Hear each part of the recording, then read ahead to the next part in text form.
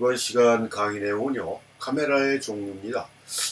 이제 지난 시간까지는 사진에 대한 그런 정체성, 사진에 대한 정의, 그런 거에 대한 내용으로 강의가 진행됐고요.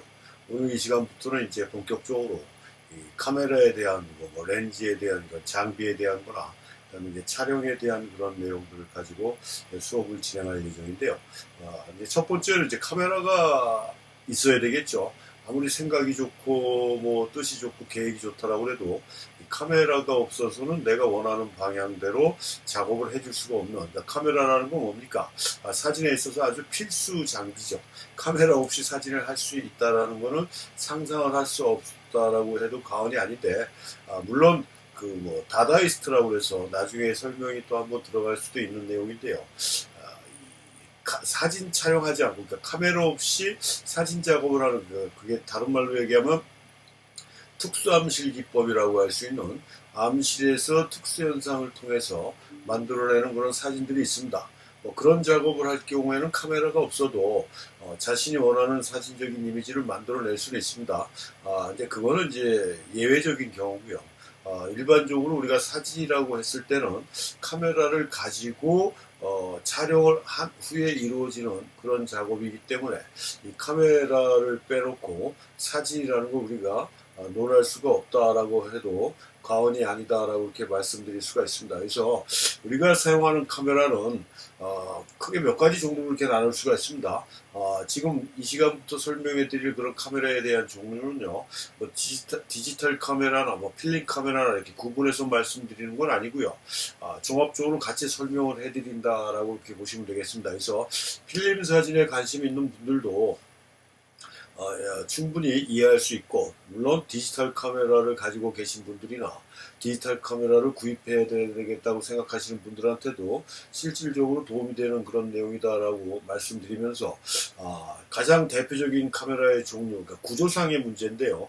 대표적인 게 여기 나와 있듯이 반사식 카메라입니다. 이 반사식 카메라라는 건 우리가 가장 많이 사용하는 그런 카메라 종류죠. 그래서 여러분도 이런 얘기 들어보셨는지 모르겠습니다. SLR이라는 얘기.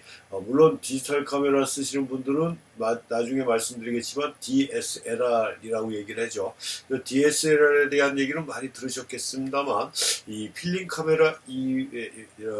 카메라에 대한 관심이 없으셨던 분들은 이 SLR이라는 말에 그렇게 좀 생소함을 느낄 수도 있을 겁니다. 그래서 하여튼 이 반사식 카메라, 리플렉스 카메라라고 얘기를 하는데요.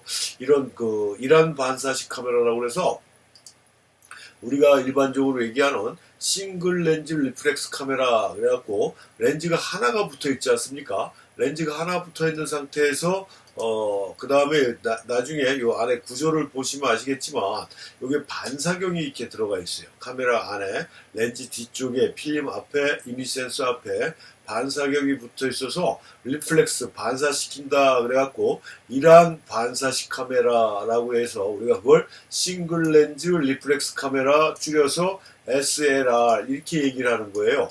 이걸 이런 반사식 카메라라고 얘기하는 거고, 디지털 카메라는 뭡니까? 같은 구조로 되어 있습니다. 그러니까 아날로그 필름 카메라나 전자식 필름 카메라나 하여튼 필름 카메라하고 디지털 카메라는 필름이 들어간다 안 들어간다, 이미지 센서가 설치되어 있다 안 설치되어 있다라는 차이점 말고는 카메라에 대한 기본적인 구조는 똑같다. 그래서 필름 카메라하고 디지털 카메라를 구분하기 위해서 우리는 일반적으로 필름 카메라를 SLR 이렇게 붙이는 거고요. 디지털 카메라는 그 앞에다가 디지털자를 넣어서 DSLR 이렇게 얘기한다라고 보시면 되겠습니다. 그래서 이런 반사식 카메라라는 건 일반적으로 사진의 가장 중심적인 카메라 도구라고 볼 수가 있어요. 그러니까 가장 대중적으로 일반적으로 가장 많이 사용하는 그런 카메라 구조 형태가 이란 반사식 카메라다. 근데 이란 반사식 카메라가 나오기 전에 다른 카메라들도 사용이 되오다가 이란 반사식 카메라가 제대로 자리를 잡으면서 현대 사진의 출발이다라고 할 정도의 아주 극찬을 듣는 그런 카메라가 또 이란 반사식 카메라라고 볼 수가 있습니다. 그래서 이란 반사식 카메라의 다른 구조는 다음 시간에 설명을 해드리기로 하고요. 이란 반사식 카메라는 그럼 어떤 구조로 되어 있느냐? 아까도 말씀드렸듯이 이렇게 렌즈가 있고요. 그 다음에 렌즈 뒤에, 그러니까 이미지 센서나 필름 앞에 이렇게 반사경이 붙어 있습니다. 반사경이 붙어 있어요. 반사경이 붙어 있는데, 그래서 이렇게 리플렉스 반사시킨다 그래서 아까도 말씀드렸듯이 이란 반사식 싱글 렌즈 리플렉스 카메라, 그래서 우리가 SLR, 디지털 카메라는 DSLR 그렇게 얘기하는데, 그럼 반사경이 왜 붙었느냐라는 거를 우리가 알아야 되는데, 일반적으로 우리가 그 빛의 굴절에 따라서 이미지는 좌우 상하 역상으로 이렇게 이미지가 형성이 된다라고 이렇게 말씀드렸습니다. 그 카메라 옵스크라 설명할 때 잠깐 이렇게 말씀을 드린 적이 있습니다. 그러니까 이 상하는 물론이고 좌우까지로 반대로 나오고, 그 다음에 우리가 사진의 발명을 배울 때 초창기에 니엡스가 만든 헬리오그래프나 다기레오가 만든 다기레오타입 같은 경우도 상하 좌우가 거꾸로 찍힌다라고 그랬잖아요. 상하는 세워주면 되지만 좌우는 역상으로 나오는 거 어떻게 돌이킬 방법이 없었습니다. 왜? 그 당시에는 그 지금과 같은 셀룰로이드라는 이런 게 아닌 철판이나 이런 쪽에다가 감광 재료를 발라서 사용을 했기 때문에 좌우의 그 교정을 해줄 수가 없었다는 얘기예요. 그래서 실질적으로 빛의 굴절에 의해서 위에 있는 건 아래로 가고 아래에 있는 건 위로 가게 이런 형태로 되어 있기 때문에 상하 좌우가 역상으로 보이다 보니까 실질적으로 우리가 사진을 찍는 데 있어서 상당히 불편한 점이 있다라는 얘기죠. 불편한 점이. 그러니까 뭐 초점 맞추기도 힘들고 프레임 잡기도 힘들고 여러 가지로 불편한 점이 있어서 여기다 이렇게 반사경을 달아주면 뭐가 됩니까? 상하를 세워주는 거예요. 이미지를 상하를 세워주고, 지금 여기 위에 있는 요걸 우리가 펜타프리즘이라고 얘기를 하는데, 여기 상하가 세워진 걸 위로 올라가서 이렇게 다시 한번 튀겨서 우리 눈에는 여기 펜타프리즘은 무슨 역할을 해주냐면 좌우를 맞춰준다는 얘기입니다. 그래서 요 파인더라고 그러는데, 우리가 보는 창을 파인더라고 그러죠.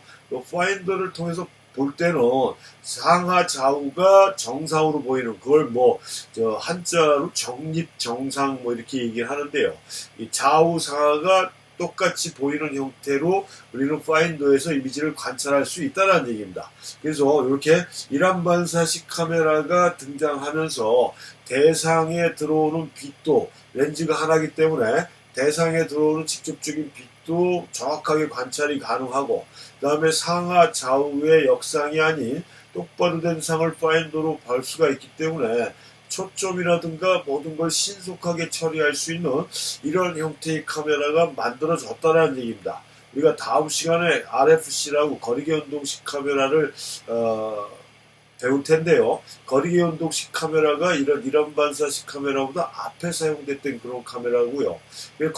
거리계운동식 카메라의 문제점이나 여러 가지를 보완해서 실질적으로 이제 본격적으로 카메라의 중심이 되기 시작했던 게 이런 특징을 갖고 있기 때문에 그렇다. 근데 초창기에 이 이란 반사식 카메라도 우리가 생각했던 것처럼 지금과 같은 그런 기능은 아니었어요. 무슨 얘기냐면 셔터를 누르면 반사경이 이렇게 위로 올라붙습니다. 이렇게 올라붙어갖고 실질적으로 찍힐 때는 이미지가 역상으로 이렇게 찍히는데 이 올라붙은 반사경이 그 펜타프리즘 쪽을 막아버리니까 일단 셔터를 누른 다음에는 상을 우리가 관찰할 수가 없어요. 안 보인다라는 얘기죠. 막아버리니까. 이렇게 반사경이 위로 올라붙어서 위로 올라가는 상을 막아버리기 때문에 우리 눈에는 보이지 않아요. 그래서 초창기에 이란 반사식 카메라는 셔터를 다시 감아주든가 해야 할 반사경이 다시 원위치로 이렇게 떨어졌다라는 얘기예요. 근데 거기에 불편한 점이 있어서 퀵 리턴 장치라고 해갖고 셔터를 누르고 나서도 바로 반사경이 원위치로 돌아오는 그런 기계적인 구조로 개선이 된 다음부터는 훨씬 더 신속한 촬영이라든가 이런 게 가능했기 때문에 이 현대사진의 중심적인 카메라가 된 게 이란 반사식 카메라다라고 이렇게 보시면 된다는 얘기입니다. 그래서 그런 면들이 이런 구조를 갖고 있는 게 이란 반사식이니까 렌즈가 하나기 때문에 이란이라고 했어요. 또 비교 대상이 있어요. 이란이든 이란이든 얘기할 거 아니겠습니까? 카메라에는 이따가도 말씀드리겠지만 중형 포맷이 있습니다. 중형 포맷. 요거는 어떤 면에서 소형 카메라라고 볼 수가 있습니다. 이 카메라의 구조에 따라서 소형, 중형, 대형 이렇게 나눠지거든요. 그러니까 필름을 큰 걸 쓰느냐, 작은 걸 쓰느냐, 아주 큰 걸 쓰느냐에 따라 일반적으로 작은 필름을 쓰는 걸 소형 카메라라고 얘기를 하고요. 그거보다 좀 큰 걸 사용하는 걸 우리가 중형 카메라라고 얘기를 하고, 그 다음에 더 큰 걸 사용하는 걸 대형 카메라라고 얘기를 합니다.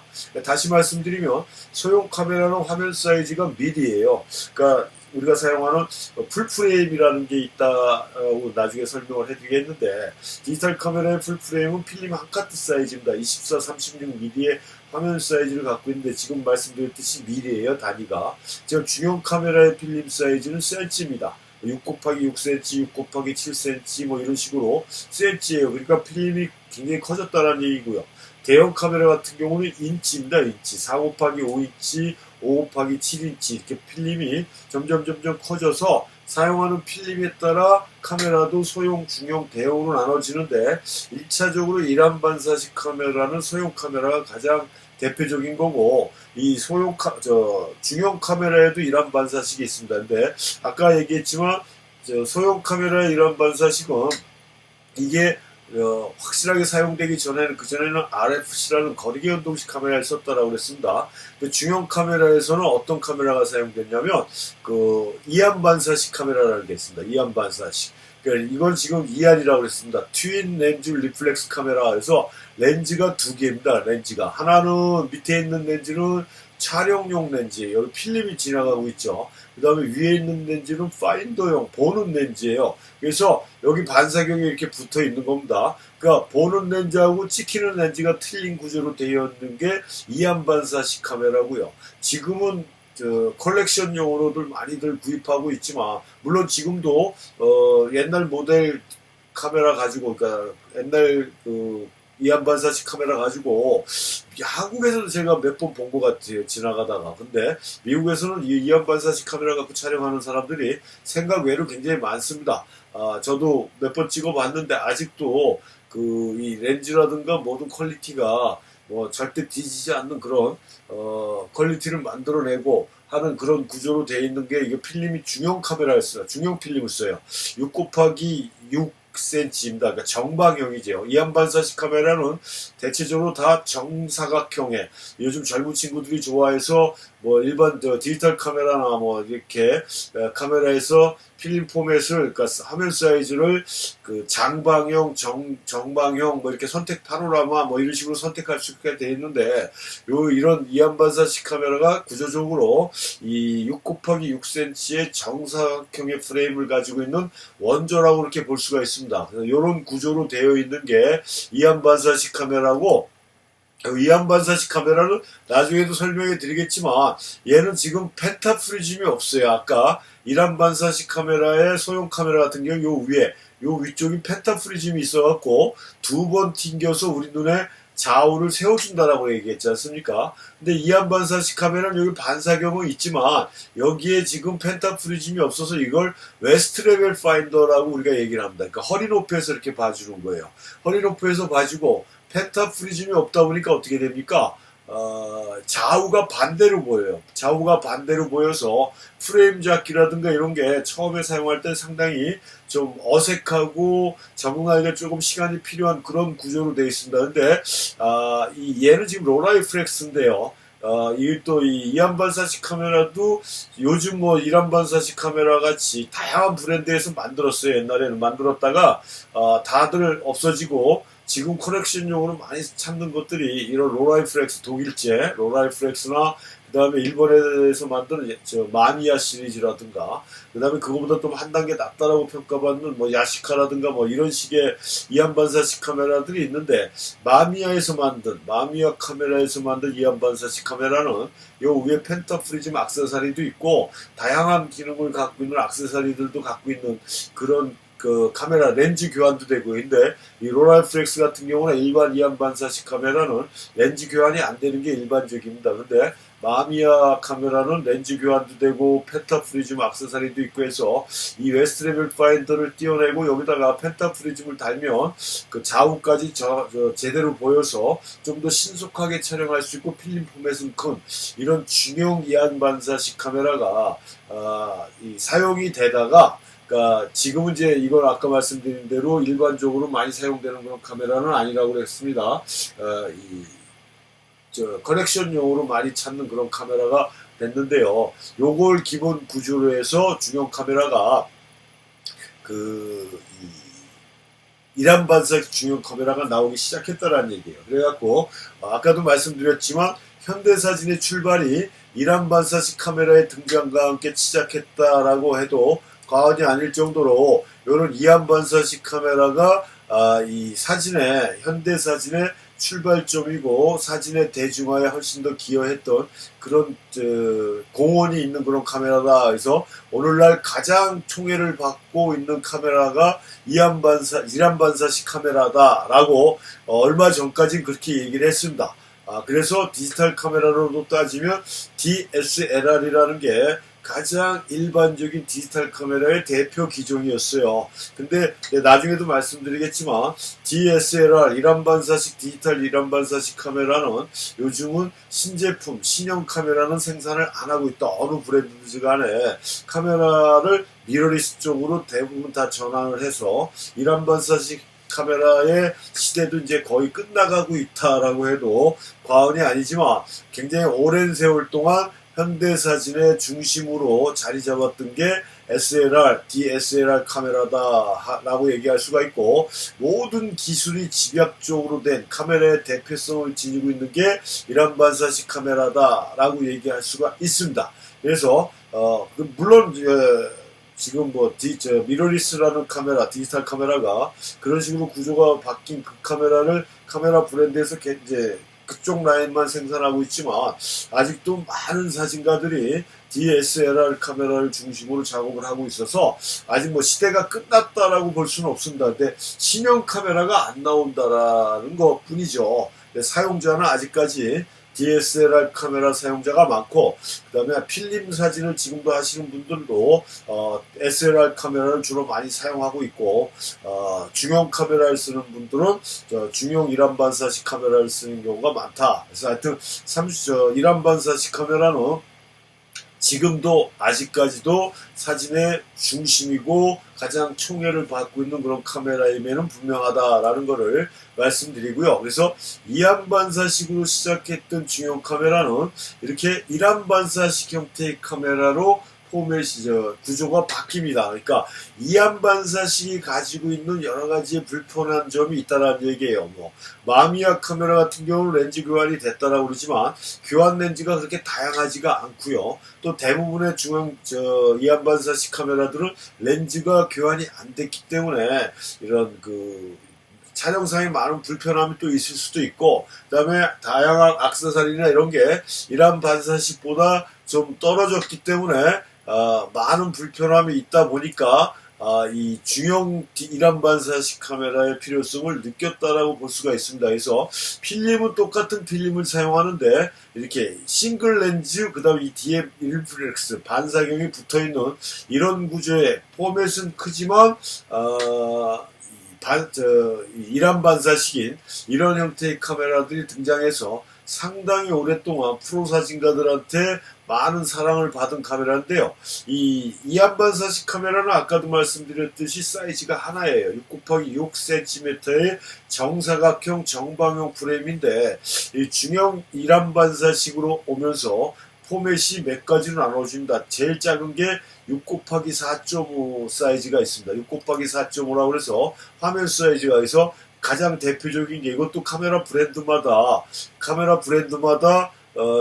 만들어냈지만 6×4.5라고 해서 그걸 세미판이라고 얘기합니다. 이게 간데 그 중에서 가장 대표적인 세미판 645 카메라가 마미야가 가장 대표적인 거였어요. 그래서 아날로그 바디도 있었지만 전자식 바디로도 상당히 사랑을 받았던 이런 형태예요. 그러니까 66 사이즈가 아니라 가로가 6이고 세로가 4.5cm 정도로 정방형보다는 장방형으로 갔고 필름 사이즈가 좀 줄어들어서 그러다 보니까 카메라도 66 사이즈나 이런 것보다 훨씬 좀 작아져서 휴대하기가 편리했던 그런 특징을 갖고 있는 게 645 카메라고요. 여기 지금 요 펜탁스 요거는 67 사이즈입니다. 생긴 게 이란 반사식, 요 위에가 요게 펜타프리즘이고요. 그 이란 반사식 소형 35mm 카메라하고 거의 똑같은 구조로 돼 있죠. 근데 이란 반사식 35mm 카메라로 만들다 보니까 이 중형 카메라로 필름 사이즈가 크지니까 이게 좀 들고 찍고 하기가 좀 벅찰 정도의 그런 크기로 가지고 있고, 이 중형 카메라의 특징이 뭐냐면 필름팩이 떨어집니다. 그래서 바디 하나 가지고 필름 홀더라고 그래요. 필름 홀더를 두 개만 갖고 있으면 흑백 컬러를 동시에 구현할 수가 있습니다. 모든 카메라들이 이렇게 필름 홀더가 떨어지는 게 일반적으로 중형 카메라가 갖고 있던 장점이었어요. 소형 카메라에는 만약에 컬러 필름을 쓰다가 흑백 필름을 쓰려고 그러면 필름을 중간에 찍다 말고 빼든가 아니면 바디를 두 개를 들고 다녀야 됐는데, 이 중형 카메라는 바디 하나에 필름 홀더만 있으면 다양한 필름을 소화시킬 수 있는 그런 특징이 있지만, 우리가 앞에서 봤던 펜탁스 67 같은 경우는 필름 홀더가 교환이 안 돼서 이 중형 카메라의 일반적인 장점이 없었던 그런 구조로 돼 있다라고 할 수가 있고요. 대신에 펜타프리즘이 붙어 있기 때문에 다른 중형 카메라는 펜타프리즘을 붙이려고 그러면 기본 사양이 웨스트 레벨, 허리 높이에서 보는 좌우가 틀려진 그런 파인더였는데, 이 펜탁스 67 같은 경우는 펜타프리즘이 붙어 있는 게 그 완제품이라 펜타프리즘 아이레벨 파인더라고 얘기도 하고요. 그 펜타프리즘을 따로 액세서리로 구입하지 않아도 되는 그런 또 장점은 있었죠. 지금 하여튼 그렇더라. 그래서 그건 67이고, 요거는 이 하셀브라더라고 이 중형 카메라의 가장 명품으로 인정받고 있는 이 독일 제품인데, 이게 정사각형 정방향입니다. 6x6cm. 그러니까 이안 반사식 카메라가 가지고 있는 그런 포맷 그대로 채용한 게 6x6cm의 정방형 프레임도 있고, 그 다음에 우리가 아까 봤던 앞에서 표지에서 봤던 67, 마미의 67 카메라인데요. 그거는 가로 세로가 6x7cm예요. 그러니까 1cm 크죠. 필름 사이즈가 1cm 큰 걸 쓴다라는 것 때문에 이 66 사이즈 이 카메라보다 바디 자체가 좀 더 큽니다. 상당히 커요. 얼마만큼 크다가 아니라. 그래서 손으로 들고 찍을 때 굉장히 무게감을 느껴서, 트라이포드나 원래 스튜디오용으로 나왔던 그런 카메라가 마미야 67 카메라 이란 반사식인데, 저 같은 경우는 마미야 67 카메라를 상당히 오래 썼어요. 오래 쓰다 보니까 야외에서도 홀가분하게 쓰다가 그다가 이 핫셀로 바꿨는데, 마미야를 쓰다가 이 카메라로 바꾸니까 이거는 완전히 진짜 꼬마 카메라 같다랄 정도로 상당히 가볍고 작고, 그래서 이 카메라를 쓸 때 날아다니는 그런 기분으로 너무 휴대하기가 좋아서요. 하지만 결코 이것도 그렇게 작은 카메라는 아닌데, 마미야 RB67에 비해서 굉장히 작았다라고 이렇게 느껴질 정도로 무게감이나. 그래서 이 중형 카메라 이렇게 645, 66, 67, 그 다음에 여기 지금 샘플 사진으로 안 올라왔지만 68 사이즈도 있고요. 그 다음에 대형 카메라에 그 액세서리로 사용했던 69 준 파노라마 사이즈의 그 대형 카메라 4~5인치 카메라를 쓰는 그 뷰 카메라에는 그 69 아답터를 끼게 되면 준 파노라마 형태의 그 69 사이즈도 찍을 수가 있는 그런 포맷도 있고, 이제 중형 필름을 사용할 수 있는 포맷들은 종류가 상당히 많습니다. 이렇게 이란 반사식 카메라가 소형 카메라에서 중형 카메라로 옮겨오면서, 이안 반사식에서 이란 반사식으로 옮겨오면서 포맷이 여러 종류로 나눠지는데, 이런 형태로 발전되다가 디지털 카메라가 오면서 앞부분에서도 말씀드렸지만 DSLR이라는 디지털 싱글 렌즈 리플렉스 카메라가 지금은 디지털 사진에서 가장 중심이 된 그런 카메라고, 이 디지털 카메라에도 중형 카메라가 있죠. 중형 카메라가 있습니다. 근데 굉장히 상상을 초월할 정도로 비쌉니다. 이 디지털 카메라가 되고 나서 이 가격이 너무 많이 올랐어요. 기술적으로나 모든 게 필름 카메라에 비해서 구조도 복잡하고 이런 것도 있어서 그렇겠지만, 또 동영상 기능이라든가 이런 것까지 집어넣어갖고요. 특히 우리같이 스틸 사진하는 사람들한테는 전혀 도움이 되지 않는 그런 동영상 촬영 기능까지 넣으면서 너무 가격이 올라가갖고 좀 그게 제가 갖고 있는 가장 큰 불만인데, 하여튼 가격이 너무 비싸졌지만 35mm도 비싼 카메라들은 무지하게 비쌉니다.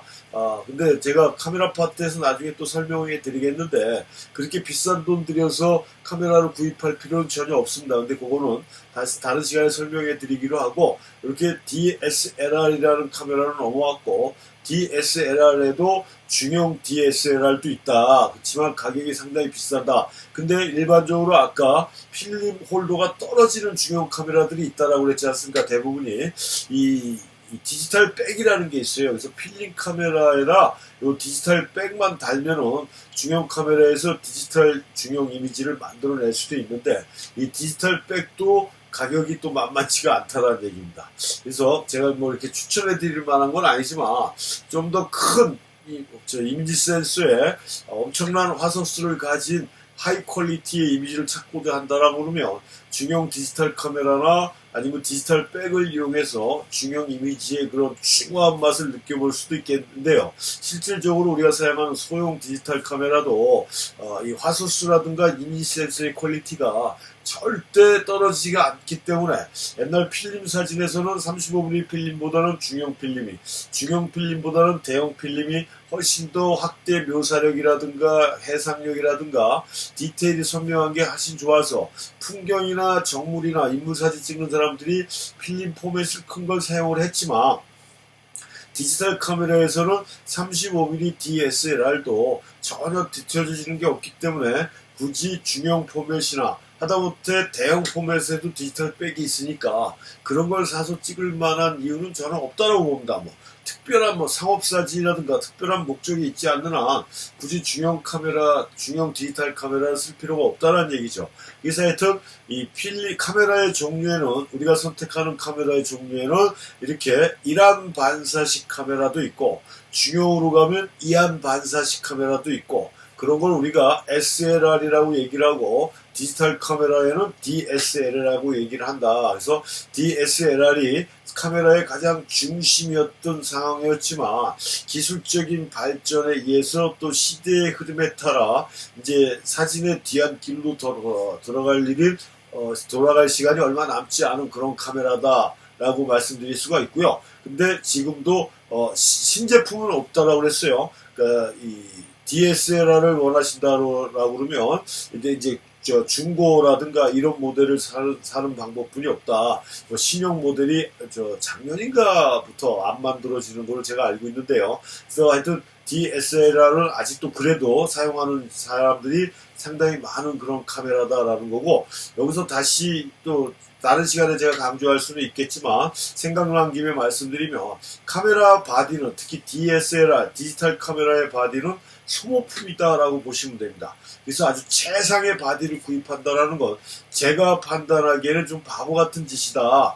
이 바디 자체는 중간 형태가 가장 무난하다. 이게 화소수라든가 이미지 센서의 퀄리티가 상향 평준화가 됐기 때문에 어떤 카메라도 거의 비슷하다라고 보시면 돼요. 물론 비싼 카메라, 그 다음에 화소수가 좀 높은 게 정확한 정밀도라든가 이런 게 낮은 것보다는 뛰어나겠지만, 우리가 육안으로 봤을 때, 비교했을 때 우리 육안으로 판단이 안 쓰는 경우가 많습니다. 그리고 이 디지털 카메라는 한 번 사면 바로 중고가 되고, 또 디지털 카메라는 필름 카메라 같지 않게 수명이 있어요. 오래 쓰다 보면 대부분 다 전자식으로 되어 있다 보니까 여기저기 고장나기 시작합니다. 그래서 내가 오래 쓰고 싶어도 못 쓰는 경우가 또 많이 있고요. 또 컬러 바란스라든가 이런 것도 많이 또 틀려지고 하기 때문에 이 소모품이라고 보시면 되니까, 어느 주기가 되면 바꿔줘야 되는 게 카메라 바디다라고 생각하셨을 때는 굳이 한번 선택할 때 최고의 내 인생, 사진 인생 동안 계속 쓸 것이다, 라이프 타임 동안에 그 카메라를 죽을 때까지 쓸 것이다라는 생각은 필름 카메라에서, 이렇게 아날로그 카메라에선 가능하지만 디지털 카메라에선 불가능하다라고 보시는 게 정답일 수가 있다. 그렇게 봤을 땐 굳이 A급, 아주 최상급의 바디를 구입하는 것보다는 중간 형태의 바디를 구입하는 게 나중을 위해서도 여러 가지 면에서 좋다라는 점을 말씀드리면서 이 카메라의 종류 구조상으로 SLR, DSLR 카메라가 있다라는 강의로 마무리하겠습니다.